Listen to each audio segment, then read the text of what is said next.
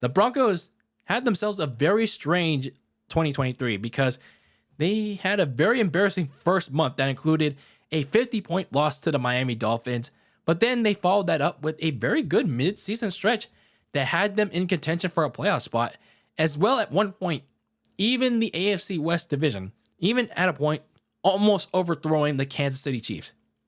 Yeah, let that sit in for a bit. But unfortunately, when it came to near Christmas time, Russell Wilson and the offense regressed back to their early season form.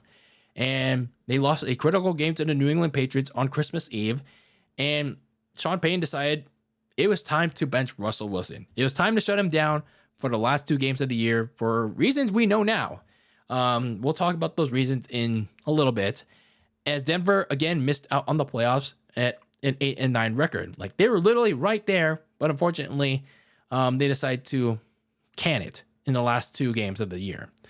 So, that being said, the offseason was kind of eventful for the Broncos because we now know why they shut down Russell Wilson, because they've had enough.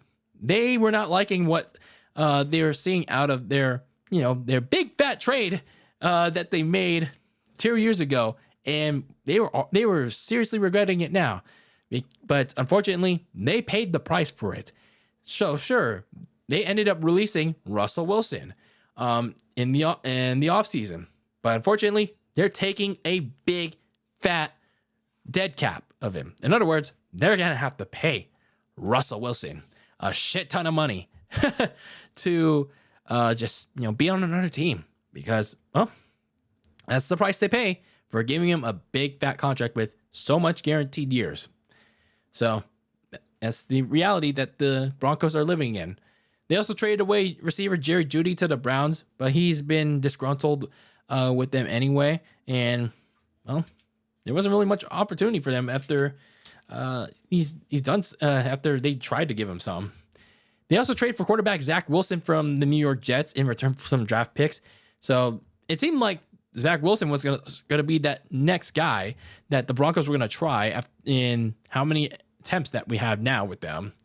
So, unfortunately, in my opinion, that Zach Wilson, after that bust in the 2021 draft in the years to come, he wasn't gonna be that guy for Denver. But who knows? But obviously, if you're the Denver Broncos, even with the acquisition of Zach Wilson, your goal for this year, this coming fall, was supposed to be figuring out your next long-term answer at quarterback. But the offseason provided some interesting answers of how they were going to get to that goal. So looking at some of their moves that they made in free agency, they didn't really lose a whole lot, other than losing a key piece of their offensive line like Lloyd Cushenberry to the Titans, and a kind of key part of their defense in linebacker Josie Jewell to Carolina.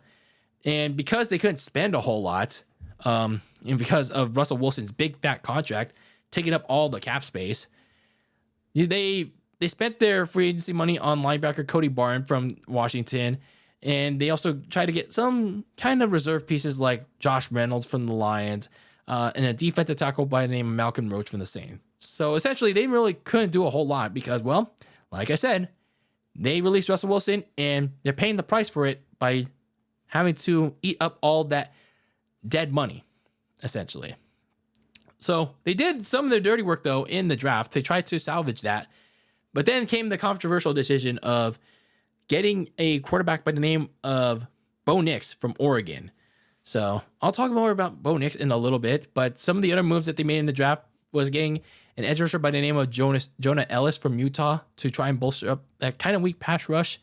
Receivers Troy Franklin and Devon Bell from Oregon and Utah, respectively. And then running back Audric Esteem from Notre Dame. And trying to beef up that offensive line again is Nicholas Gargill from South Carolina. So going back to that Bo Nix pick in the draft, it had a lot of people talking, whether it was for good or for bad. Because when the draft happened back in April, let's just say that people were really questioning Denver's decision to go and get him, because it was a little sketchy. It was a little sketchy where they got him at, because they easily could have got him in the second round. Like, no one was maybe out of the Raiders, maybe, no one was picking a quarterback by that point because all the good quarterbacks were off the board already. So while a couple months later, while I am sort of still in that camp, from what I've seen in their OTA and training camp highlights, I at least am a little impressed so far with how he's connected with the rest of the offense. There's still a long ways to go with Bo Nix, but he's doing all right. He's doing okay. He's doing decent with how he's running the offense for Sean Payton. So sure, it was certainly questionable for Denver to use their 12th round pick, 12th overall pick, not 12th round, that would have been too many, on a quarterback when they've already traded for Zach Wilson a few weeks prior. I mean, yeah, I get it. You want to have a quarterback competition, and also you still have Jarrett Stidham on your team, but obviously they didn't feel confident in Stidham leading the team when he's already done so. But it seems like the decision is okay for them so far, so you can't take that away from them. So looking at some of their key games going into the fall, you start in Seattle, kind of like you did 2 years ago with Russell Wilson, except now you have a brand new quarterback, and you don't know who that's going to be. So then you start your home opener the following week against the Pittsburgh Steelers, and ironically enough, guess who's on that team? Russell Wilson. But then again, you don't know if he's going to be starting for that team or playing in a backup role behind Justin Fields. But it'd be funny. It would be pretty funny if Russell Wilson does start that game. Going back to, the place that now everyone will hate him for. And then you go to Tampa to take on the Bucs. So those are kind of three key games to look out for if you're this new look Broncos.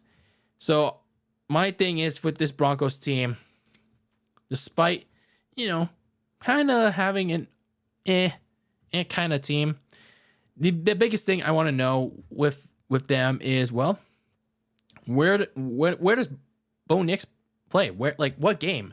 At what point does he play? And when he does play, how is he going to look?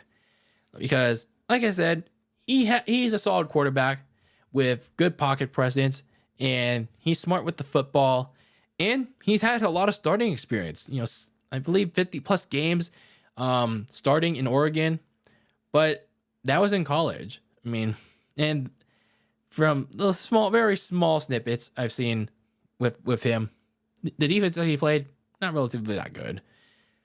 But maybe perhaps, he still has all those traits once he gets actually acclimated to the pros and he actually gets starting reps and eventually, those actual meaningful reps.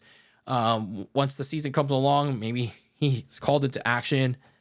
But when you look at this offense, it's pretty limited around him other than Cortland Sutton and his college teammate, Troy Franklin. So whoever is that quarterback, especially if it's Bo Nix, you're not going to have much to work with, if we're being honest here. So for the Denver Broncos, they miserably failed with Russell Wilson. And while they at least admitted that, they're heavily paying the price for it with a shit ton of guaranteed years that they have to pay this guy. But nonetheless, Russell Wilson is in the past. They're now starting afresh again in what feels like for the millionth time since when Peyton Manning retired. 2016. They had to hit the reset button on the quarterback position at least a very good amount. So, like I said, they've had to invest so much on Russell Wilson, and now that he's gone, they couldn't improve the roster around whoever's going to be at quarterback, whether it's Bo Nix, Zach Wilson, or even Jarrett Stidham. There's not going to be much help around them. So either way, I mean, I don't expect the Broncos to do much this season because of that. And their defense, they could try to help, but this year for Sean Payton's Broncos should be about which of these guys could be a part of his vision going forward, especially when he eventually does trot out Bo Nix at some point this year. But in my opinion, expect the Broncos to just trot around for 2024.